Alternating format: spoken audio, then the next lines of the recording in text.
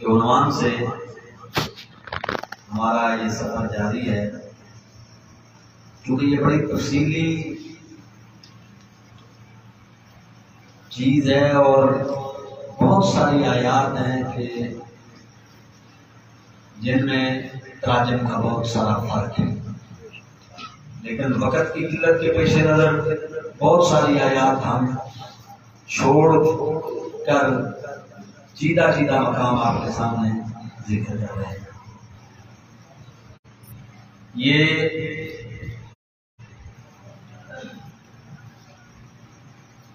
دوسرے پارے کی ایک آیت کا ایک حصہ ہے، اور یہاں پر بھی ترجمے کا فرق واضح طور پر آپ کو معلوم ہوگا۔ وَيَكُونَ الرَّسُولُ عَلَيْكُمْ شَهِيدًا، یہاں پر قیامت کے دن دی جانے والی ایک گواہی کا ذکر ہے کہ جب انبیاء کرام علیہ السلام کی قومیں اپنے نبیوں کی تبلیغ کا انکار کر دیں گی اور نبیوں سے گواہ طلب کریں گی، اگر انہوں نے ہمیں تبلیغ کی ہے تو یہ گواہ پیش کریں۔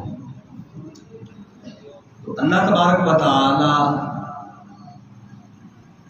انبیاء کرام سے پوچھے گا کہ تمہارا کون گواہ ہے؟ تو انبیاء کرام علیہ السلام گواہ کے طور پر محبوب کریم علیہ السلام کی امت کو پیش کریں گے، یہ ہمارا گواہ تیرے محبوب کی امت ہے۔ اب ہماری گواہی پر کافر جھگڑا کریں گے اور وہ کہیں گے کہ یا اللہ، جب ہمارا اور انبیاء کرام کا معاملہ تھا تو یہ تو پیدا ہی نہیں ہوئے تھے، تو ان کا موقع پر بھی جب یہ موجود نہیں ہے تو پھر یہ گواہ کیسے ہو سکتے ہیں؟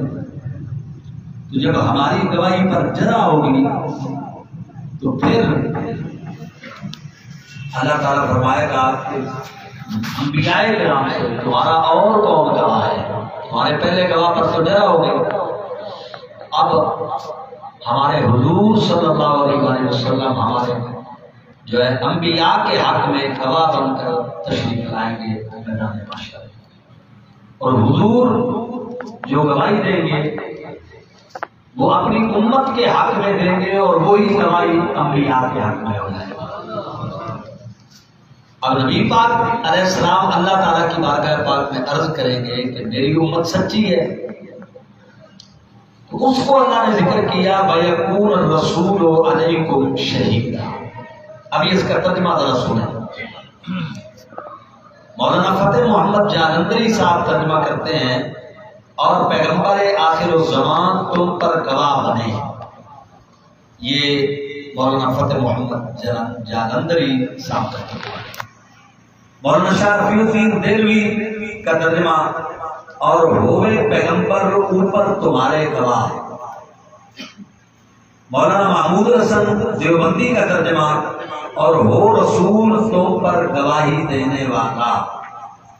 مولانا شاہ عبد القادر دہلوی کا ترجمہ، اور رسول ہو تم پر بتانے والا۔ مولانا مودودی کا ترجمہ، اور رسول تم پر گواہ ہو۔ مولانا عبد الماجد دریابادی کا ترجمہ، اور رسول گواہ ہیں تم پر۔ مولانا اشرف علی تھانوی کا ترجمہ، اور تمہارے لیے رسول گواہ ہیں۔ اعلیٰ حضرت بریلوی کا ترجمہ ہے، اور یہ رسول تمہارے نگہبان و گواہ ہے۔ سبحان اللہ، تمہارے نگہبان اور گواہ۔ اصل میں مسئلہ تھوڑا باریک ہے، اس کو سمجھنے کی کوشش کریں۔ عربی زبان میں شہادت کا لفظ، لفظ شہادت یا اسی مادے سے کوئی لفظ ہو، اس کے بعد اگر انا کا حرف آ جائے نا تو اس کا مطلب ہوتا ہے کسی کے خلاف گواہی دینا۔ ٹھیک ہے نا جی. شہادت کے بعد اگر الا کا حرف آ جائے تو اس کا مطلب ہوتا ہے کسی کے خلاف گواہی دینا. تو اب وَيَكُونَ الرَّسُولُ عَلَيْكُمْ شَهِيدًا، یہاں الا کا حرف ہے لیکن پہلے ہے بعد میں نہیں ہے. شہیدہ بعد میں ہے، الا پہلے ہے، علیکم پہلے. اب حضور علیہ السلام ہمارے خلاف تو گواہی نہیں دیں گے، تو شہادت سے پہلے اگر الا کا حرف آ جائے تو پھر اس کا مطلب عربی زبان میں ہوتا ہے نگہبانی کرنا. تو اب اس باریکی کو جتنے مترجمین نے ترجمہ کیا ہے صرف امام احمد رضا نے حل کیا ہے کہ حضور ہمارے خلاف گواہی نہیں دیں گے بلکہ نبی پاک ہماری دی ہوئی گواہی کے نگہبان بن کر تشریف لائیں گے اور امت کو سچا کریں گے. اور جب امت سچی ہوگی تو پھر نبیوں کا مدعا جو ہے وہ بھی ثابت ہو جائے گا. تو آپ دیکھیں قرآن کریم کی روشنی میں سارے ترجمے میں نے آپ کے سامنے پیش کیے ہیں. جو باریکی اور جو نفاست اعلیٰ حضرت بریلوی کے ترجمے میں ہے وہ کہیں اور آپ کو نہیں مل سکتے. آگے چلیے دوسرے پارے سے قبلہ تبدیل کیا اللہ پاک نے. آپ کو پتا ہے نا جی کہ بیت المقدس قبلہ تھا اور بیت المقدس سے پھر کعبہ قبلہ بنا اور بنا عین نماز کے اندر، نماز کی حالت میں بنا کہ حضور علیہ السلام نماز پڑھا رہے تھے اور حضور کا نماز کے اندر خیال مبارک ہوا کہ ہمارا جو قبلہ ہے وہ بیت المقدس کی بجائے بیت اللہ شریف ہونا چاہیے. اور سرکار دو عالم علیہ السلام نے چہرہ انور اوپر اٹھا دیا، آسمان کی طرف بلند کیا. ایک بار یا دو بار سرکار کا چہرہ اٹھا تو اللہ پاک نے دوران نماز ہی حضرت جبریل امین علیہ السلام کو قرآن کی یہ آیات دے کر بھیجا اور فرمایا کہ محبوب سے کہو کہ ابھی آپ قبلہ چینج کر لیں اور اس قبلے کی طرف رخ کر لیں جس کو آپ پسند فرماتے ہیں جو آپ کی رضا.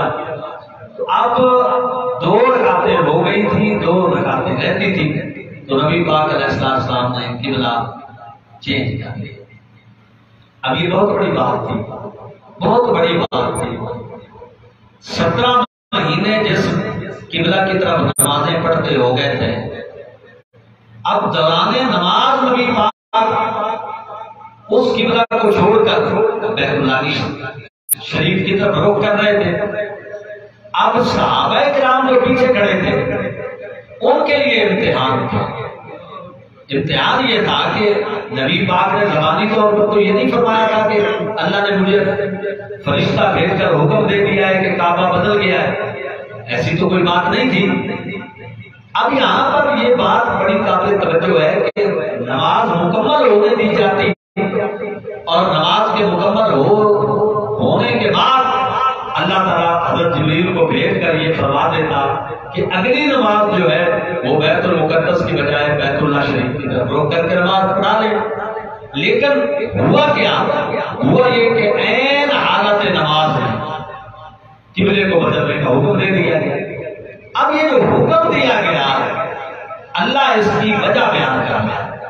اب وجہ جو بیان ہوئی ہے یہ ذرا آپ ترجمے سے جانیں گے کہ اس میں کتنی بڑی نفاست، کتنی بڑی باریکی اور کتنا بڑا کلین ترجمہ ہے امام احمد رضا رحمۃ اللہ تعالی علیہ کا. اب میں وہ آیت پڑھتا ہوں پھر اس کا ترجمہ کرتا ہوں. وما جعلنا القبلة التي كنت عليها الا لنعلم من يتبع الرسول، اور جس قبلے پر تم پہلے تھے اس کو ہم نے اس لیے مقرر کیا تھا کہ معلوم کریں. یہ مولانا فتح محمد کا ترجمہ ہے. اور جس سمت قبلہ پر آپ رہ چکے ہیں وہ تو محض اس لیے تھا کہ ہم کو معلوم ہو جاوے. یہ مولانا اشرف علی تھانوی کا ترجمہ ہے. مولانا محمود الحسن صاحب کا ترجمہ ہے نہیں کہ مقرر کیا تھا ہم نے وہ قبلہ جس پر تو پہلے تھا مگر اس واسطے کہ معلوم کریں. مولانا شاہ عبد القادر رحمت اللہ علیہ کا ترجمہ ہے، اور وہ قبلہ جو ہم نے ٹھہرایا جس پر تو تھا نہیں مگر اسی واسطے کہ معلوم کریں، اور نہیں کیا تھا ہم نے قبلہ جو تھا تو اوپر اس کے مگر تو کے جانے ہم. مولانا شافعی الدین آپ امام احمد رضا کا ترجمہ دیکھیں، اعلیٰ بریلوی یہ ترجمہ کرتے ہیں، اے محبوب تم پہلے جس قبلہ پر تھے ہم نے وہ اسی لیے مقرر کیا تھا کہ دیکھیں. اب ذرا اس بات کا فرق جانیے. باقی سارے مترجمین یہ کہہ رہے ہیں کہ اللہ نے پہلے بیت المقدس کو قبلہ اس لیے بنایا تھا تاکہ اللہ معلوم کرے کہ جب ہم قبلہ بدلیں گے تو کون اس پہلے قبلے کی طرف کھڑا رہے گا اور کون محبوب کے پیچھے چلے گا. ٹھیک ہے جی، ہم معلوم کریں. سارے مترجمین یہ کہہ رہے ہیں کہ اللہ تعالیٰ نے بیت المقدس کو پہلے قبلہ اس لیے بنایا تھا کہ اللہ معلوم کرنا چاہتا تھا کہ جب ہم قبلہ بدلیں گے تو کون اس قبلے پر کھڑا رہے گا اور کون محبوب کے پیچھے جائے گا. ہم معلوم کریں گے. اور امام احمد رضا نے یہ ترجمہ کیا ہے کہ پہلے بیت المقدس کو قبلہ بنانا وہ اس لیے تھا کہ جب ہم بیت اللہ کو قبلہ بنائیں گے اور نماز کے اندر بنائیں گے تو ہم دیکھیں گے کہ بیت المقدس کی طرف کون رخ کر کے کھڑا رہتا ہے اور کون میرے محبوب کی پیروی کرتا ہے. اب باقی حضرات نے ترجمہ کیا ہے کہ ہم جانیں گے، ہم معلوم کریں گے. اور احمد رضا خان صاحب نے ترجمہ کیا ہے ہم دیکھیں. معلوم کر کے کسی چیز کا علم حاصل کرنا یہ اللہ کی شان نہیں ہے. سمجھ آ رہی ہے کہ اللہ تعالیٰ کوئی حکم دے اور کہے کہ میں یہ معلوم کروں گا کہ یہ عمل کیا جاتا ہے اس پر یا نہیں کیا جاتا ہے. اس کا مطلب یہ ہوا کہ اس سے پہلے اللہ کو علم نہیں تھا. تو اس سے باقی جتنے ترجمے ہیں اس سے اللہ پاک کے علم کی نفی پیدا ہو رہی ہے کہ اللہ تعالیٰ کو اس وقت معلوم ہوا جب بیت المقدس سے بیت اللہ کی قبلہ بنا تو اللہ تعالیٰ معلوم کرنا چاہتا تھا کہ کون میرے محبوب کے پیچھے کھڑا اتباع کرتا ہے اور کون بیت المقدس کی طرف رخ کر کے کھڑا رہتا ہے.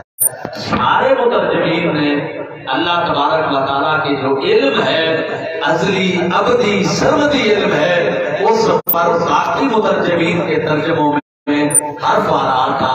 ایک امام احمد رضا کا ترجمہ ہے کہ آپ نے یہ نہیں کہا کہ اللہ تعالیٰ نے پہلے وہ قبلہ بنایا اور بعد میں اس کی طرف پھیرا تو اللہ معلوم کرنا چاہتا تھا کہ کون اسی کی طرف کھڑا رہتا ہے اور کون محبوب کے پیچھے چلتا ہے. اللہ تعالیٰ کو پہلے سے یہ علم تھا، صرف دکھانا چاہتا تھا کہ جو غلام رسول ہے وہ قبلے سے نہیں چمٹا رہے گا، وہ محمد مصطفیٰ کی پیروی کرے گا. تو یہ فرق کس ترجمے نے آ کر کیا؟ حضرت امام احمد رضا بریلوی رحمۃ اللہ علیہ کے ترجمہ نے کیا. اور یہی اصل چیزیں ہیں جن کی بنیاد پر ہم کہتے ہیں کہ گھروں میں ترجمہ کمزور ایمان رکھیں یا دیگر علماء اہل سنت کے ترجمے رکھیں، اس لیے کہ یہ چیزیں بہت اہم چیزیں ہیں اور ان چیزوں کو اگر صاف کیا ہے تو وہ امام احمد رضا فاضل بریلوی رحمۃ اللہ علیہ صاف کیا ہے. میری بات آپ کو سمجھ آ رہی ہے کہ نہیں آ رہی ہے؟ مجھے پتا تو لگے بھائی آپ کو ماشاءاللہ سمجھ آ رہی ہے. تو یہ ترجموں کا فرق ہے جو آپ کے سامنے ہے. تو کیا ٹائم ہو گیا؟ 9:33. اچھا ایک اور مقام پڑھ لیتے ہیں اس کے بعد انشاءاللہ. وَلَئِنِ اتَّبَعْتَ آبَاءَهُم مِّن بَعْدِ مَا جَاءَكَ مِنَ الْعِلْمِ، یہ دوسرے پارے کی آیت ہے. اب اس کا بھی ترجمہ سن لینا.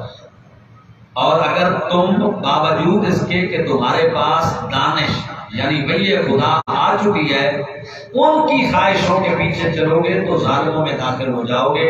مولانا فتح محمد کا ترجمہ ہے.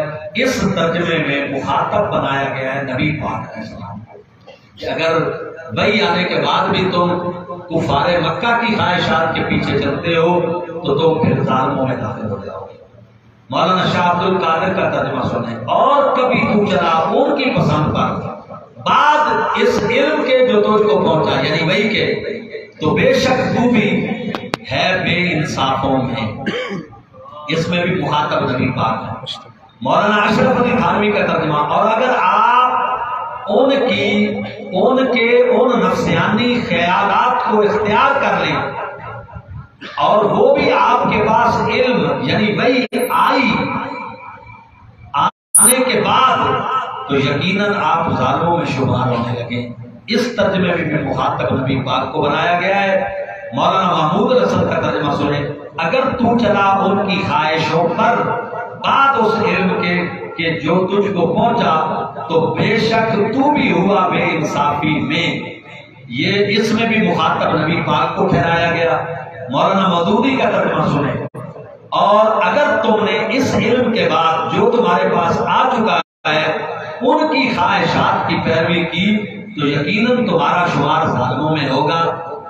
اس میں بھی نسبت نبی پاک کی طرف کی گئی ہے. مخاطب حضور کو بنایا گیا ہے. مولانا عبد الماجد دریابادی کا ترجمہ. اور اگر کہیں آپ ان کی خواہشوں کی پیروی کرنے لگے بعد اس کے کہ آپ کے پاس علم آ چکا تو یقیناً آپ بھی ظالموں میں شمار ہوں گے. اس میں بھی مخاطب نبی پاک کو ٹھہرایا گیا. مولانا شاہ رفیع الدین کا ترجمہ سنیں. اگر تو پیروی کرے گا خواہشوں ان کے پیچھے اس چیز کے کہ آئی تیرے پاس علم سے تحقیق تو اس وقت ظالموں سے ہے تو یہاں بھی نسبت رسول اللہ صلی اللہ علیہ وسلم کی طرف ہے. اب اعلیٰ حضرت کا ترجمہ سنیں. آپ یہ ترجمہ کرتے ہیں اور اے سننے والے کسے باشد کوئی بھی ہو. کیا بات سمجھے نا. امام احمد رضا ترجمہ کیا کر رہے ہیں. اور اے سننے والے کسے باشد کوئی بھی ہو اگر تو ان کی خواہشوں پر چلا بعد اس کے کہ تجھے علم مل چکا تو اس وقت تو ضرور ستمگار ہوگا یعنی ظالم ہوگا. اب امام احمد رضا نے اس مقام پر نبی پاک کو مخاطب نہیں ٹھہرایا, آنے والی امت کو اور عام لوگوں کو مخاطب ٹھہرایا ہے کہ اللہ عام لوگوں سے بات کر رہا ہے, اپنے محبوب سے بات نہیں کر رہا. اب آپ دیکھیں یہ ہے احتیاط ترجمے میں جس کا خیال اعلیٰ حضرت فاضل بریلوی نے رکھا ہے. تو علم الوہیت کا بھی لحاظ ہے, علم رسالت کا بھی لحاظ ہے, شان الوہیت کا بھی پاسبان ہے اور شان رسالت کا بھی پاسبان ہے. وہی ترجمہ جس کا نام کنز الایمان ہے.